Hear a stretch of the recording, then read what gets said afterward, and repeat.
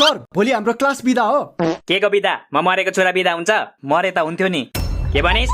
मैले होइन सर, यसले भनेको। आजकल तिमीहरूको थुतुनो धेरै चल्दैछ है। कुन दिन थुतुनो र मुतुनो दुईटा टाल्दिन्छु अनि थाहा पाउँछस्।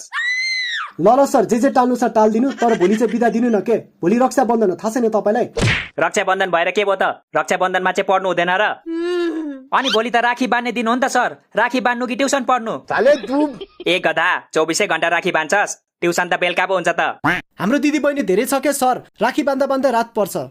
होइन सर होइन, यिनीहरूले ठगिरहेछ तपाईँलाई। यिनीहरूको दिदी बहिनी धेरै छैन।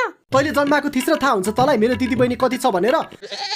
ओइ नथर्का न यार, जमुना मेरो क्रस हो के? चुप लाग मुना बिनाको मदन, तेरो क्रसलाई ब्रस बनाइदिन्छु अहिले म। के रे? को कसको क्रस रे? तपाईँलाई किन चाहियो सर? तपाईँ पढाउने मान्छे पढाउनमा ध्यान दिनु न। तँ पनि पढ्ने मान्छे पढ्नमा ध्यान दे नि त। किन क्रसको कुरा गर्छस्? यसको ध्यान त जहिले जमुनातिर हुन्छ सर, पढ्नुमा कसरी ध्यान दिन्छ? हो सर हो, यसले जतिखेर नि जमुनालाई हेरिरहेको हुन्छ। केरो बाउले भन्यो होला मार सर। हो जमुना, यसले तिमीलाई जतिखेर नि हेरिराख्छ हो। हो सर हेरिरहेको हुन्छ, अनि मैले हेर्ने बित्तिकै नाक कोटाउँदै यताउति हेरे जस्तो गर्छ। पक, तँलाई जाने छु मैले। तेरो जवानी चढ्दै छैन त? भोलि तिमीले राखी लिएर आउने है, अनि यिनीहरूलाई बाँधिदिने। हुन्छ सर। आया सर आया, मेरो टाउको दुख्यो सर, म भोलि ट्युसन आउन सक्दिनँ होला। ए गधा, बाना त राम्ररी बना। टाउको दुख्यो भन्दै पेट समात्छस्? खत्तम सर, मजाले हेर्नुस्, त्यसले पेट होइन पेट भन्दा तलतिर समातिरहेछ। अबे साले